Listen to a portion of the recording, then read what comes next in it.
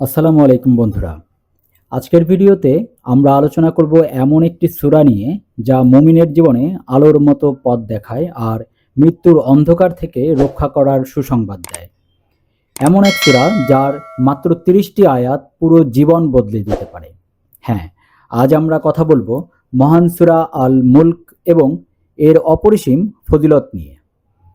তাই ভিডিওটি শেষ পর্যন্ত অবশ্যই দেখবেন, আর যদি চ্যানেলে নতুন হয়ে থাকেন তাহলে সাবস্ক্রাইব করে পাশে থাকবেন। সূরা আল মুলক পবিত্র কোরআনের ৬৭তম অধ্যায়, যার প্রতিটি আয়াতে রয়েছে গভীর শিক্ষা, আল্লাহর মহিমা ও ক্ষমতার ঘোষণা। এ সূরার আরবি নামের অর্থ হচ্ছে রাজত্ব বা পরম কর্তৃত্ব, যা আমাদেরকে মনে করিয়ে দেয় এই আকাশমণ্ডলী, পৃথিবী, আমাদের জীবন মৃত্যু সবকিছুই আল্লাহর নিয়ন্ত্রণে।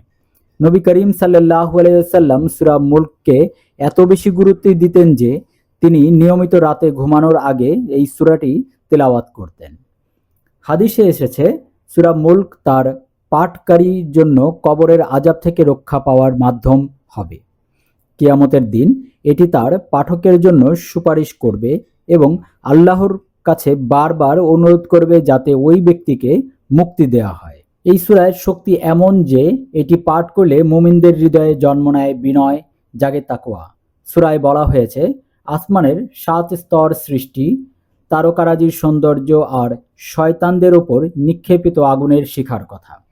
এইসব উদাহরণ আল্লাহর অসীম শক্তি ও সুচিন্তিত সৃষ্টিকে সামনে তুলে ধরে।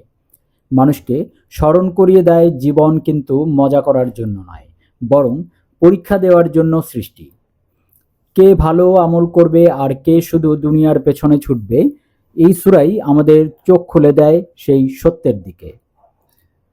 সূরা মুলকের প্রতিটি আয়াত আমাদের অনুপ্রাণিত করে, দুনিয়া ও আখিরাতের ভারসাম্য বজায় রাখতে সহায়তা করে। এখানে বলা হয়েছে মানুষের শ্রবণ শক্তি, দৃষ্টিশক্তি, হৃদয় সব আল্লাহর নিয়ামত এবং জাজমেন্ট ডেতে অর্থাৎ বিচারের দিন এর প্রতিটার সম্পর্কে জিজ্ঞেস করা হবে। তাই এই সূরার শিক্ষা হলো কেউ একা নয়, কেউ অসহায় নয়। মানুষ যেখানেই থাকুক আল্লাহর তাকে দেখছেন, জানেন এবং তার জন্য হিসাব রাখছেন। যারা আল্লাহকে ভয় করে, গুনাহ থেকে বাঁচে, তাদের জন্য রয়েছে বেহেশতের সুসংবাদ, আর যারা সত্য প্রত্যাখ্যান করে তাদের জন্য রয়েছে আগুনের সতর্কবাণী, যাতে মানুষ পথ সোজা করতে পারে। এই সূরার একটি বার্তা বিশেষভাবে মনোযোগ দেওয়ার প্রয়োজন। সেখানে বলা হয়েছে, তোমরা কি আকাশের দিকে তাকাওনি? কেমন করে বারবার নিখুঁতভাবে আল্লাহ তার নির্মাণ করেছেন। এই আয়াত আমাদের শেখায় মানুষের জ্ঞান সীমিত, কিন্তু আল্লাহর জ্ঞান সীমাহীন।